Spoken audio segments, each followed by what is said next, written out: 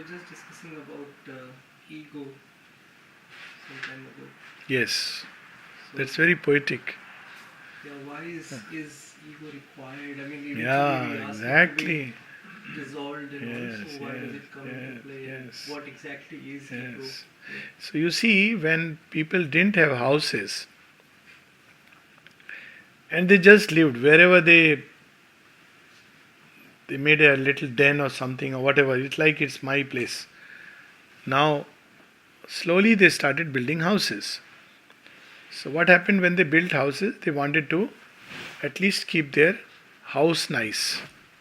Okay, this is the impulse which comes in. Okay, this is my space. So my space is a manageable bit which I can make it good. If you say पूरे city को साफ कर दो, it's very difficult. Okay, somebody will साफ करो, somebody will come and do it. But you say कि each one clean your own house, that is within your reach.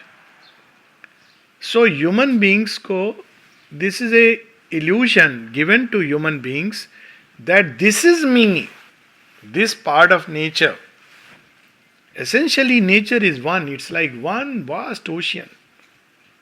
But it is given, okay, this is my bit of the ocean, my bit of water which I see around. So, what the ego sense does, it's a mechanism of nature which makes us identified with certain forces of nature and makes us feel this is me. This thought is mine. How can you contradict my thought? My opinion versus your opinion. People fight over opinions. My viewpoint versus your viewpoint. There have been wars to convert others to your viewpoint. It sounds so strange. My ideology versus your ideology.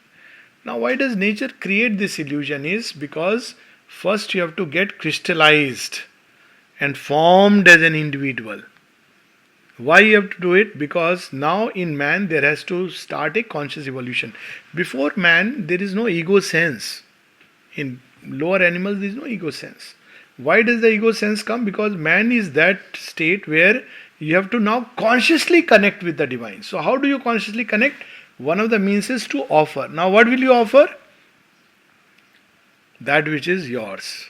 It is not yours, but you have to get the sense it is mine. Think about it this way.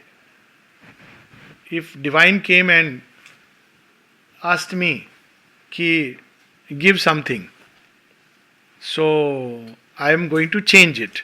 So supposing I, say कि अच्छा ये पंखा बहुत अच्छा आप ले जाओ, तो आपके मन में क्या ख्याल आएगा? माने आएगा नहीं आएगा वो अलग बात है. आप बोलोगे ये तो सर ने बड़ा स्मार्ट काम किया, पंखा तो उनका है नहीं. या I will just pick up his mobile and से आप ले जाओ मेरे तरफ से, तो बोलेगा ध्वनिल की ये मोबाइल तो था नहीं उनका, मेरा मोबाइल उठा के दे दिया, क्रेडिट खुद ले लिया. वो डिवाइन को भी पता है कि वो किसका क्या है, पर जो हमारे क्षेत्र में what is within our so called me, that I can offer. So first I have to crystallise myself. This process of crystallization is the formation of the ego individuality. It's a very important stage of evolution. When we are driven by social forces, then what is it that I am offering? There is nothing mine. Then I am like a little animal pushed by all kinds of forces. That is an unconscious evolution. Still we will evolve. But it's a very slow unconscious evolution. It's like an animal. But human beings have to make choices and believe that they are making choices, and based on their choices, this is me and this is not me. By this they begin to crystallize themselves. And when they crystallize themselves, then they make an offering कि मेरे अंदर ये ऐसे है, this is what I don't like, this what I like, I give it to you. Then the process of change starts. And each such unit has to consciously offer. So ego individuality is a necessary stage. There is another reason for it. Because if the divine wanted to only manifest himself in a vague, nebulous collectivity, then you don't need ego individuality. But he wants to express himself in a multiple way. Eko ham bahushyami. How do you create multiple? We go back to the origin that he created Jivatma as many centers within himself. Each such Jivatma sends something of itself around which forces of nature begin to get crystallized. And those forces are necessary for what the Jivatma will eventually represent. Let me give a very practical example. Supposing somebody is meant to represent the strength aspect of the divine. So उसका जो nature होगा ना बहुत warrior nature होगा. Warrior nature का crude form क्या है? What do people call him? झगड़ालू, क्वारलसम, हर बात पर झगड़ा करता है, हर बात पर इसको न्याय चाहिए, है ना. वॉरियर नेचर का ये स्टार्ट कहां से होता है? For every small thing, no this is mine, you got to give me, I will not let you have it. This nature is giving the experience to deep inside to the psychic little spark to ultimately at one time war for truth and light. But right now he starts with this little battle. Because otherwise he can't straight away fight the war for truth and light. He'll faint. So it starts from there. Slowly, one after another. He reaches a point when he is ready for war for the light and truth. That's where the Swadharma comes in. And then he is ready for Sarv Dharman Parityaja Mamekam Sharanam Vraja. Whatever I am, I offer myself to you. Now, when one does that, then one is ready for the new consciousness. So, formation of ego individuality is a necessary process in evolution. Because in man, evolution has become conscious. You can't offer something which is not yours. That's why when people say, I have surrendered myself to the divine. The Divine Mother says it's not enough. What are you surrendering? First you become conscious. So ego individuality makes us conscious of what is within me. Now how do we handle? It's not within, but we feel like that. So how does ego individuality handle it?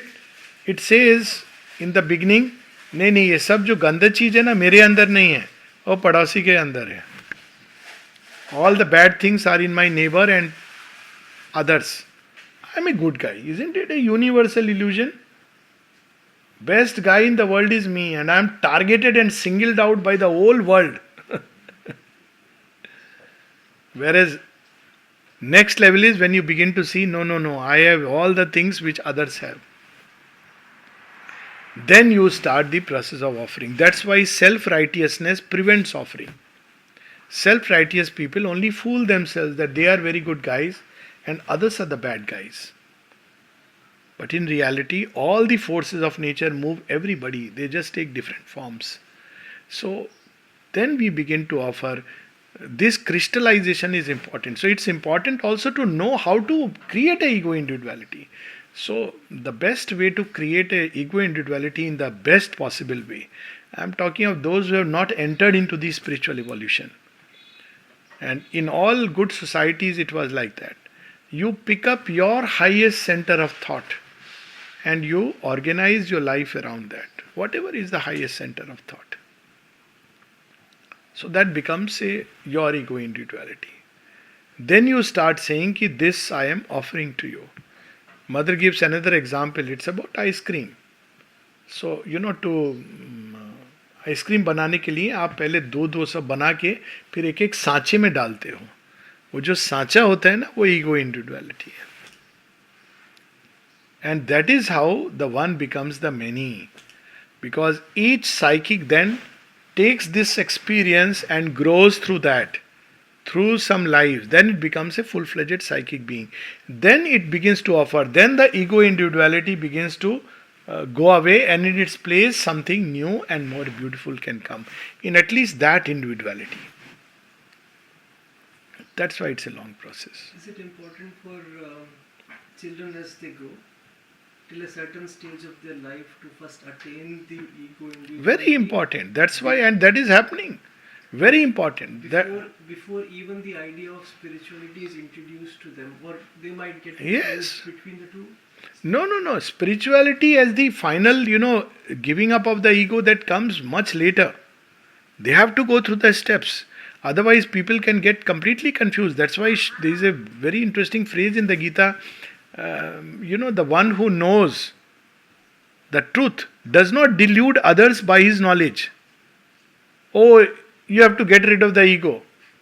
There are people who say that, let's imagine a scenario where a lady is practicing spirituality and wants to get rid of the ego. And the husband is just knows he is practicing spirituality and tells her, मैं कुछ भी करूं, तुम चुपचाप सहन करो. You bear with me. Because you have to get rid of the ego. Your scripture says so.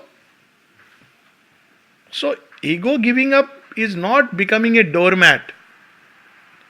You don't have to sacrifice the ego at the altar of other egos, but at the one true altar, which is the divine.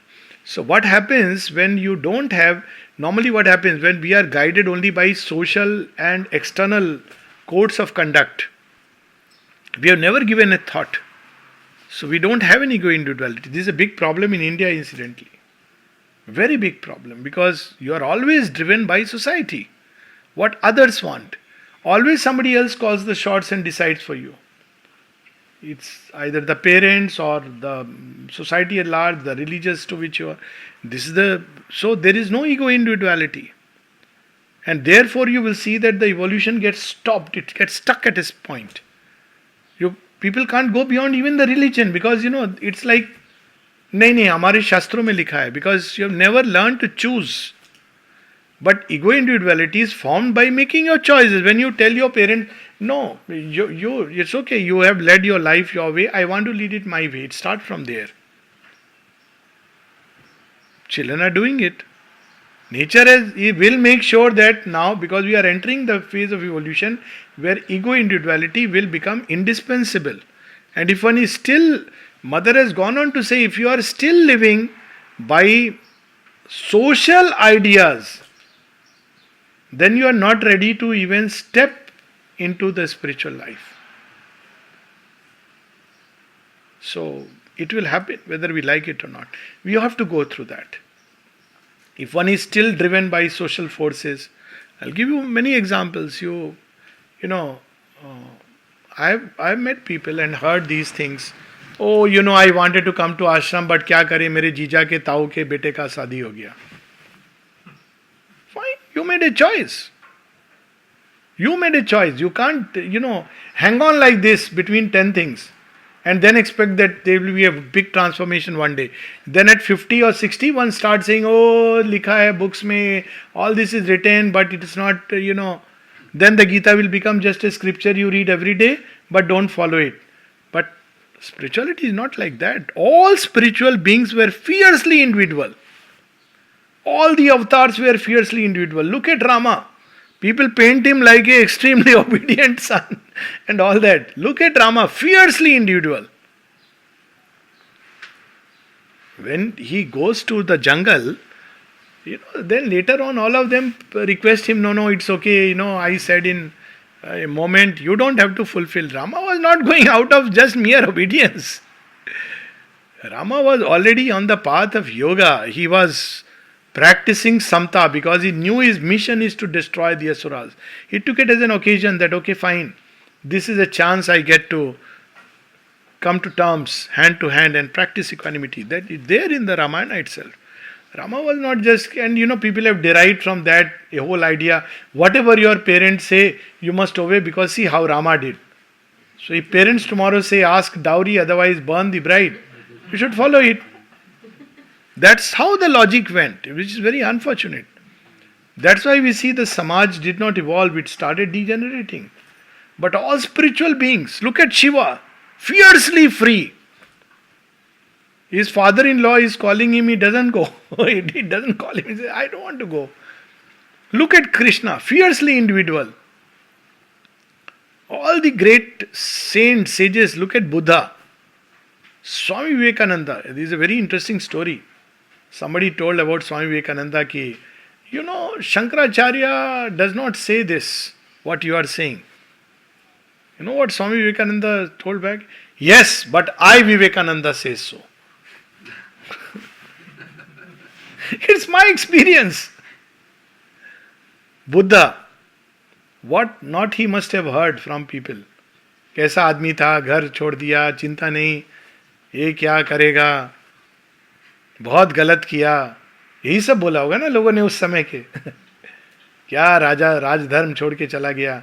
But Buddha knows his heart is moved by compassion and the burning urge to find solution. That's why Buddha is Buddha.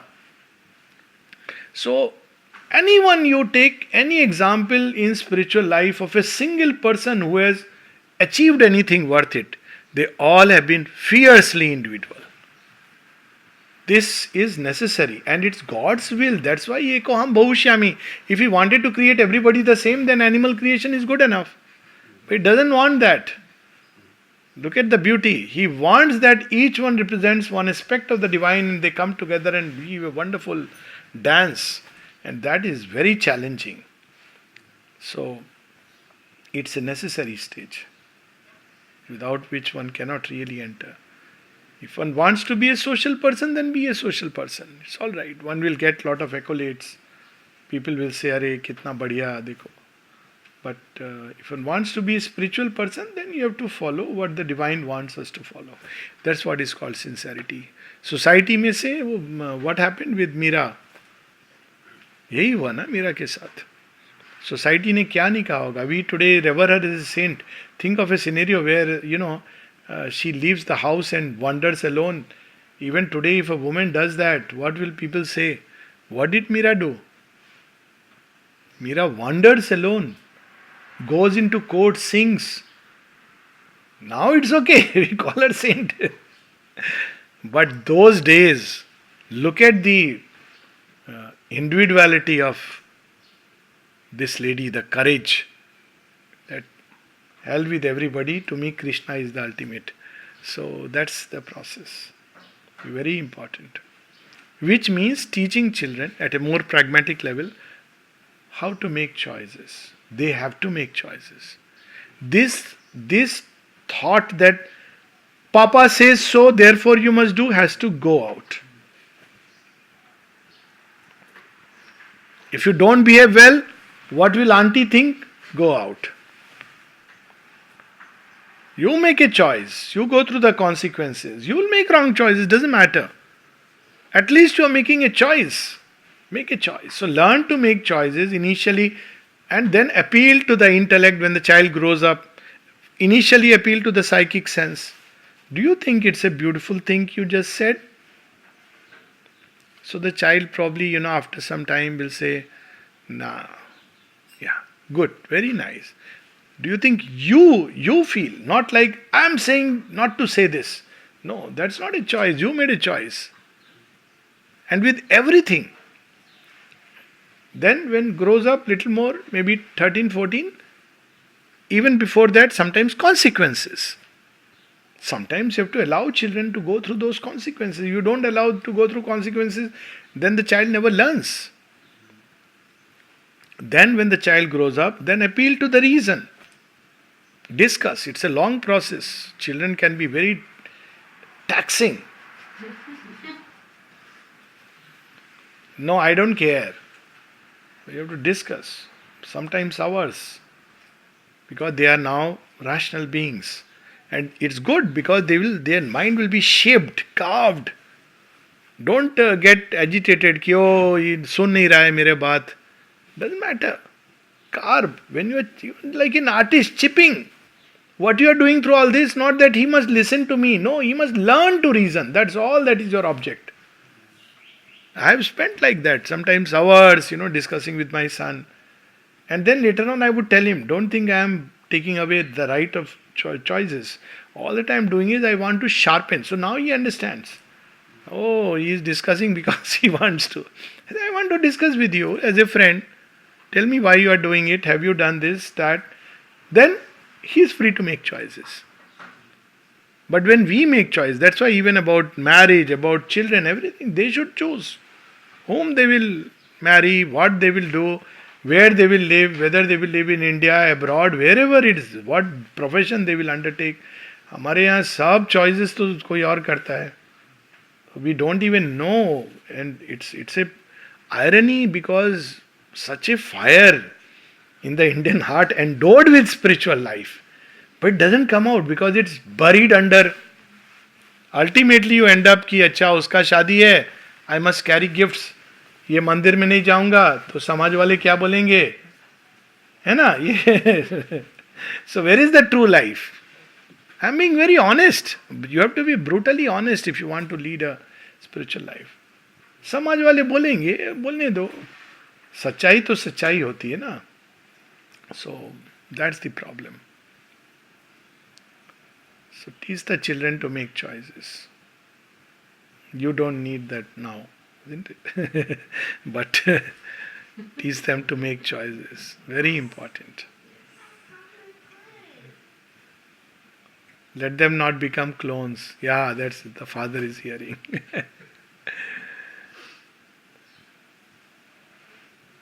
बहुत बार हम लोग चाहते हैं बच्चे हमारे clone बन जाएं. Just not good.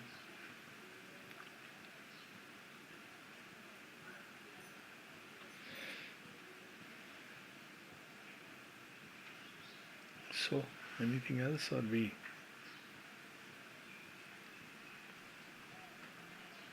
just move on there, sit informally, and if you want to chat, we can chat.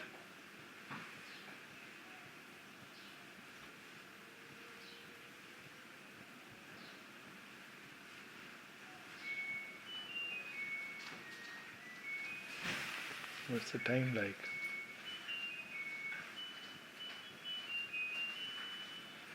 (8:15).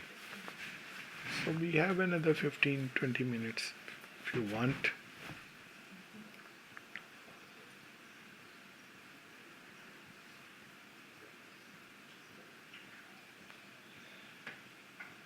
I have a question. Yeah.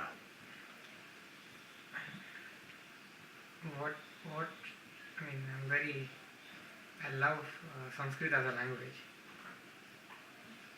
but there are always 2,000-3,000 thoughts come when I approach Sanskrit. So what do you think is the role, and how it can help in evolution, basically, when people say that it's no longer there and nothing is happening, all विद्वान लोग पढ़ते हैं. नहीं, देखो इस question बहुत अच्छा question है संस्कृत के ऊपर. It's a very good question. There are two sides to this question. One is the individual side, individual evolution. The second is collective evolution. Now, language, if you ask now on a larger scale, collectively, language does help in evolution. You know, the kind of words we use, the expressions, the sounds. You know, one of the ways to treat people is calligraphy. You know, it's used. Calligraphy actually helps. I have myself prescribed it to some people, that even children, you know, when they practice this, essentially it's very therapeutic when they write beautifully. So every language has its own uniqueness, and Sanskrit, because it has developed from a state of consciousness, which, you know, that's why it's called Deva Bhasha. The kind of expressions. Now, I'm not going into the beauty of Sanskrit as a language, but just about. So, if we teach children Sanskrit, leaving aside the many other researches that, you know, it helps in speech as a therapy, it helps in certain illnesses, but I'm not going into that. But just teaching Sanskrit, simple Sanskrit to children, it is a great help just by the sound and the expressions to help the evolutionary process, to refine the being. There is no doubt about it that Sanskrit refines the being. Look at the expressions, some of the expressions. So if you greet people, what do you say normally?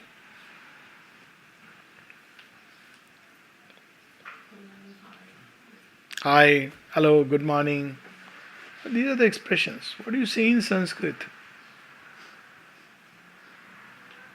Do pranam. What does it mean? Pranam. So it's a beautiful term, so significant. या नमस्ते. मैं नमन करता हूँ. किसको नमन करता हूँ? आपके अंदर की दिव्यता को नमन करता हूँ. ये भाव है उसके अंदर, इम्प्लिसिट है. It's something very beautiful just to live by. Now, naturally, we have lost that thought behind it, so it becomes just a mechanical process. So, there are many aspects. You can take anything. For example, take the name of God. What are the terms used to say God? Normally, in English, you would use a generic word, God. Now, the word divine has also come. But look at some of the names in Sanskrit. So, you have, for example, Isha Upanishad starts with the name of God. So what is called in Isha Upanishad? God called in Isha Upanishad? Isha Vasyam Idam Sarvam. Yat Kincha Jagatyam. He is called Isha. Isha literally means the Lord. Lord of what? All this nature. Or you have the word Vasudeva. Who is Vasudeva? Vas comes from Vastra, that which you wear around you. So this entire nature, if you take it as a Vastra, he is the one who is wearing this Vastra. He is Vasudeva, one who is in immanent Godhead in creation. The very name brings that out. All the name, Narayana. Who is Narayana? Jo Nar is his dwelling place, the God hidden in the human heart. Narayana. You don't have to further qualify. You know, in every human being, Narayana dwells. Narayana means that. Okay? So you can take anything. Sanskrit is a very refined language. There is no doubt about it. And I would say one of the most refined languages. I can't vouchsafe for it because then I have to know all the languages. I do believe that French also is a very refined language. This is my personal impression.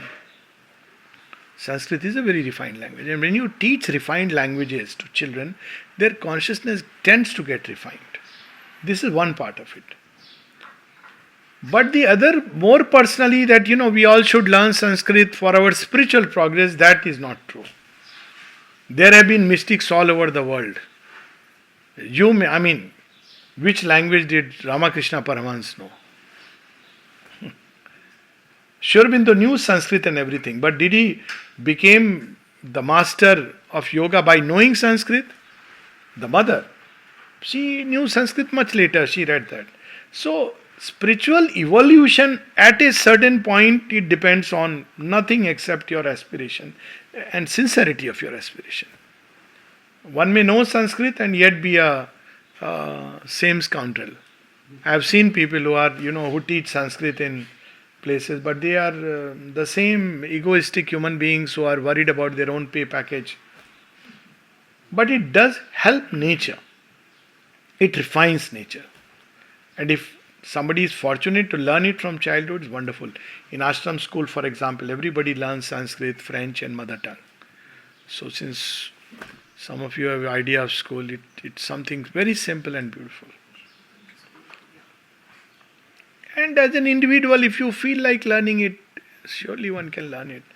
Anything which you feel like learning, you have the joy of learning it. But it should not be associated with, somebody knows Sanskrit, बहुत बड़ा कोई, as you said, विद्वान है. विद्वता का इससे कोई लेना देना नहीं है. Vidvata is something very inner. Kabir Das the, Guru Nanak, they didn't know any of these languages. They are great mystics all over the world. So,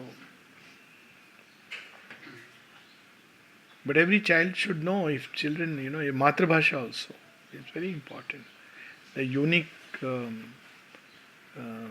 touches of your own mother tongue. Sri Aurobindo, in fact, if you read through his system of national education, he says that every child till 7 years of age must know his mother tongue.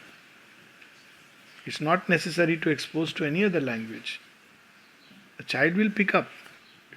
Because you are interacting every day in your mother tongue.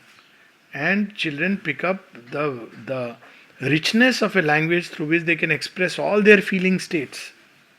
It comes very naturally. So in ashram school again, every child is taught mother tongue. Later on you can diversify. Separately, children come from all over India and other places, so everyone learns. Everyone. Everyone. You want to learn Punjabi, Odia, Gujarati, Marathi, everyone. Kannada. There are different languages. Spanish, French, Latin, Greek. See, if you go into the language, language is one of the first natural means, sound and the word, through which the deep depth of a human consciousness begins to express itself. That's why Vak Shakti and all this, Saraswati, who is the originating creatrix consciousness. So it all starts with word. Of course, word in the spiritual sense is the first vibration. So language is a means to embody this vibration. That's why there is a Paravak and there is the Pashyanti Vak and the Madhyama and the Vaikri. This is Vaikri, the most external. But it should become a means of expressing the absolute power. That's what Savitri is about. Because this is a means given to us to express that power into creation. That's why you see, by the power of the word he created. You have those stories that Agastya Rishi, by the power of the word, he broke open the caves. So this is the power of the word. And of course the word is originally, it is the vibration. It's not word as we understand. This is the external word. But human speech is meant to embody it. Before the word comes the sound. So in all the words you have these two aspects. You have the sound and you have the substance. Together they embody the force. In higher animals you have the sound, not yet the meaning or the substance. And through sound they communicate. But there is a limitation. Human throat voice has the maximum octaves possible. So that's why even beyond meaning, beyond music, you have the power of the word. That's why you see all these great scriptures through the word.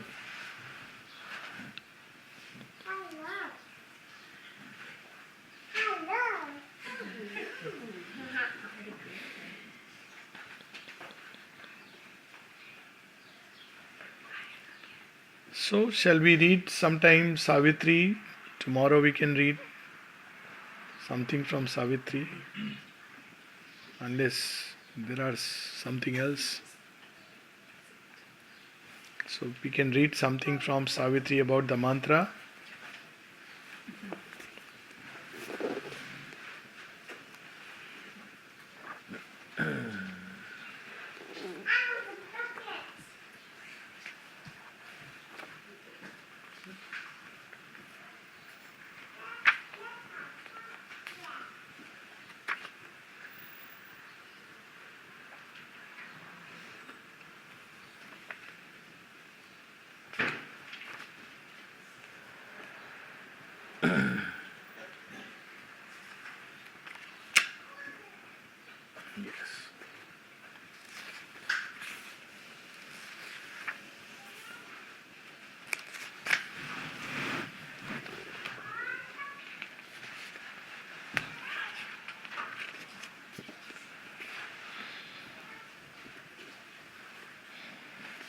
So here Sri Aurobindo is telling us a way to go beyond the outer body of the word, which is the meaning and the sound, and come in contact with the consciousness which is behind it.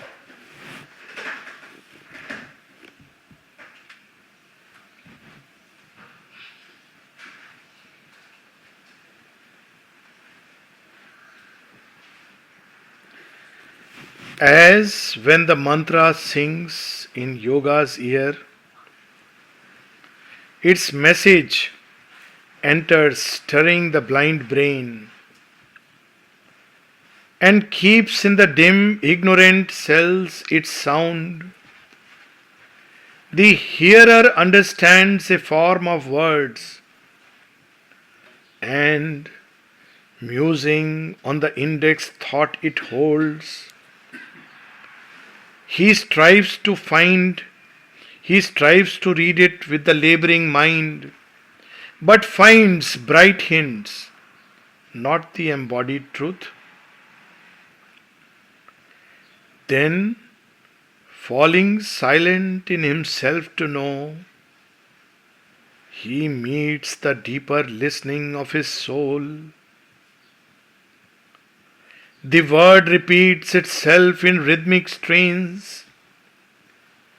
Thought, vision, feeling, sense, the body's self are seized unutterably, and he endures in ecstasy and an immortal change. He feels a wideness and becomes a power. All knowledge rushes on him like a sea, transmuted by the white spiritual ray. He walks in naked heavens of joy and calm, sees the God face, and hears transcendent speech. And there is a flip side of it also.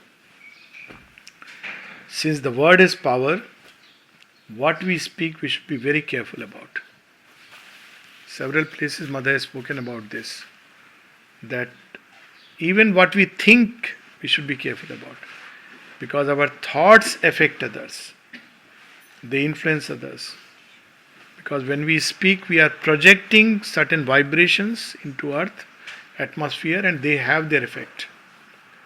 And even thoughts are subtle vibrations which are going into the earth atmosphere, having an effect. You see, a whole section of Buddha's teachings are directed towards control of thought and control of the mind and speech. It's a very important organ. What we speak, why we speak, how we speak. It's a yoga in its own right. One can almost use the term yoga of speech. Just like you have therapy of speech. Conserving speech. Tremendous power one can gain. And at one place, Mother has gone on to say, those who use speech for slander and gossip with a malicious slander, it is like committing spiritual suicide. So careful one has to be of speech. So speech training is very important for children, for grown-ups, for all of us.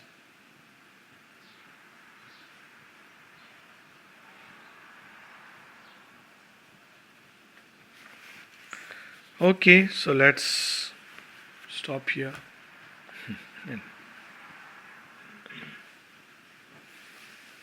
Yes, Arun?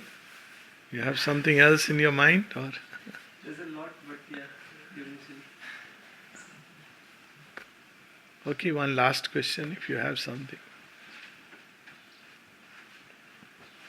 Want to keep it for tomorrow? You can ask, no problem. No, no, no. Hmm? Nothing for today. Okay. Anyone else? मेरा कोटा हो गया कोटा हो गया आज का बहुत अच्छा चलो very nice Well, I could ask one question.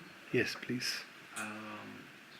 So, I was thinking about the concept of flow, and so, for example, if I'm doing hatha yoga or meditating or doing some activity that kind of occupies my mind in a way that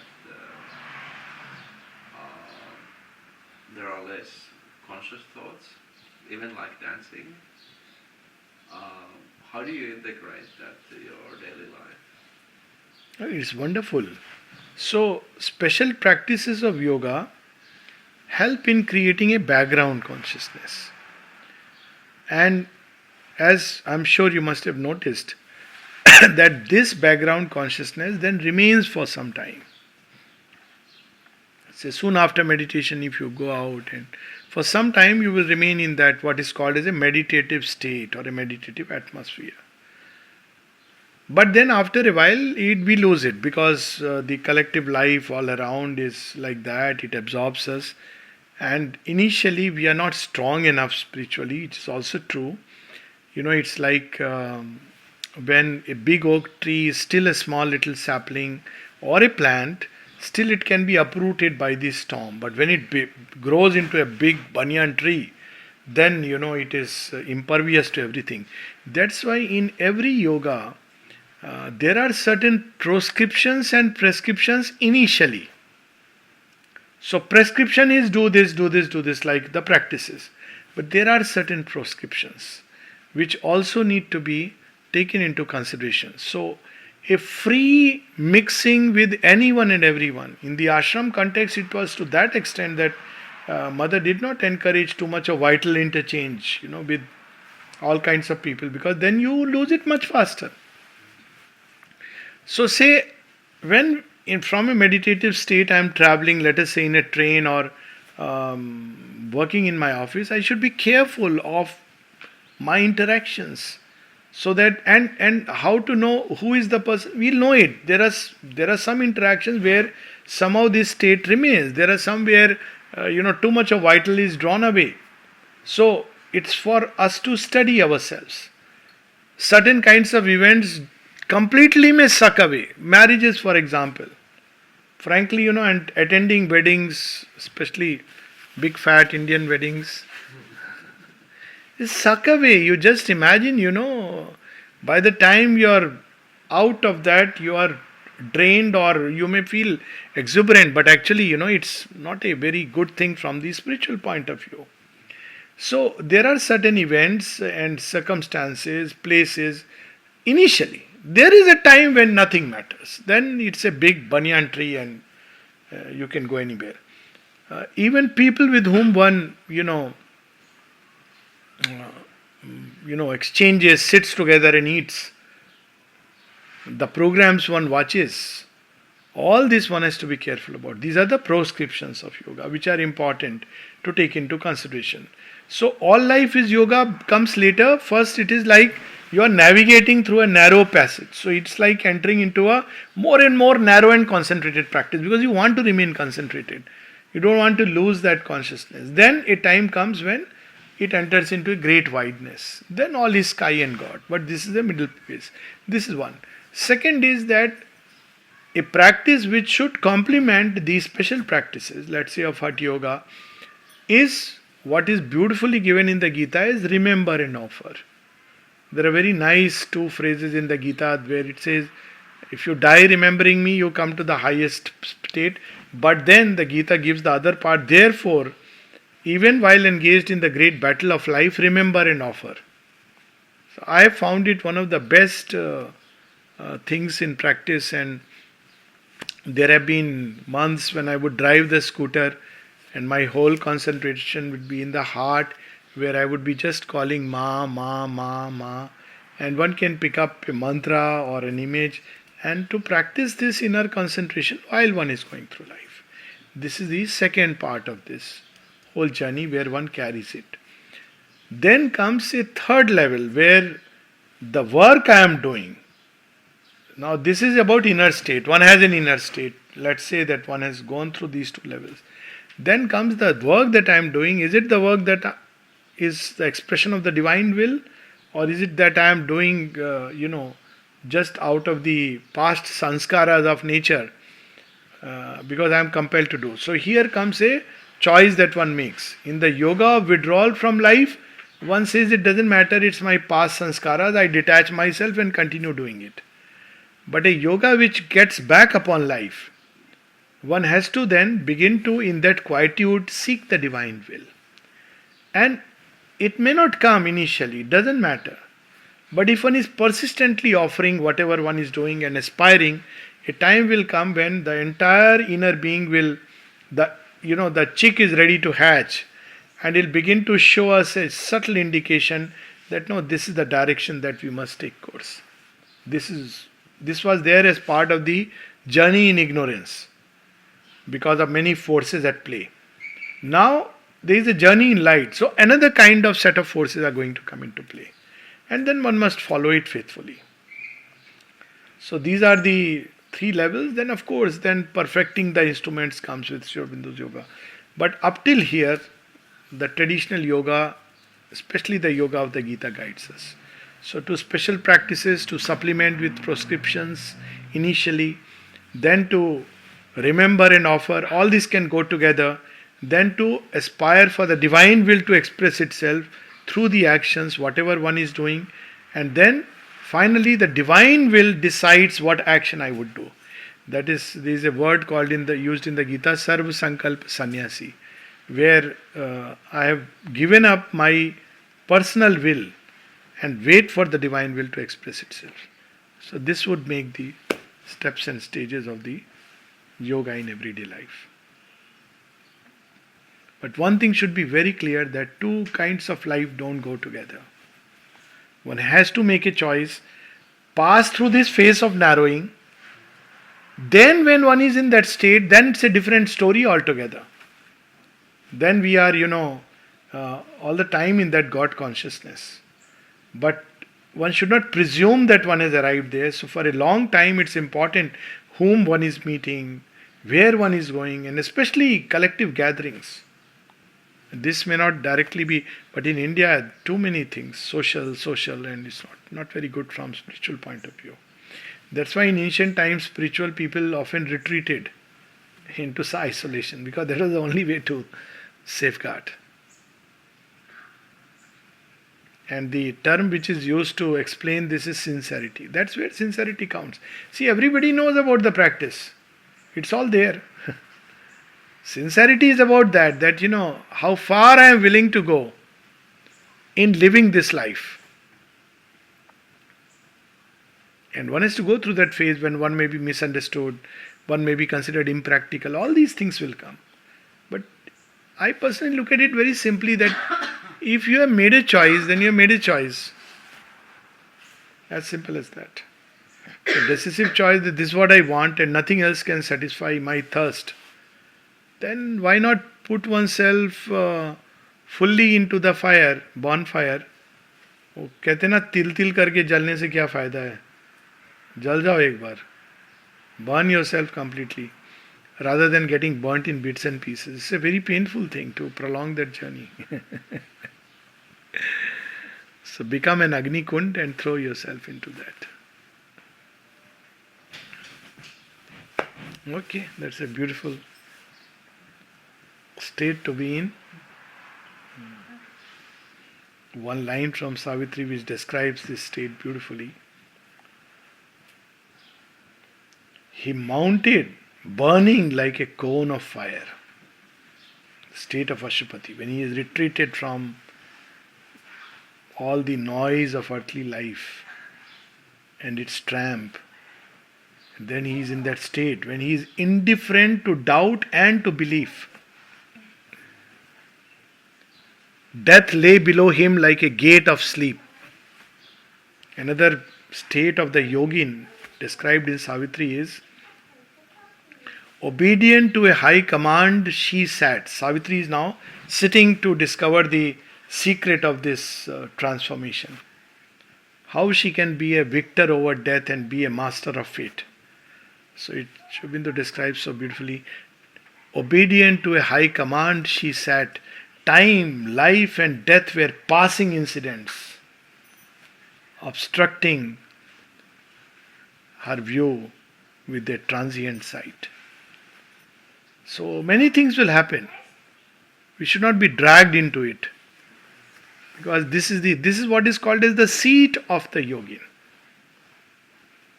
This is it that I want, and then obstructions will come. Obstacles, many distractions, many things will draw us. Fine. A basic detachment through all this process. All right. So we meet tomorrow and continue journey. Thank you.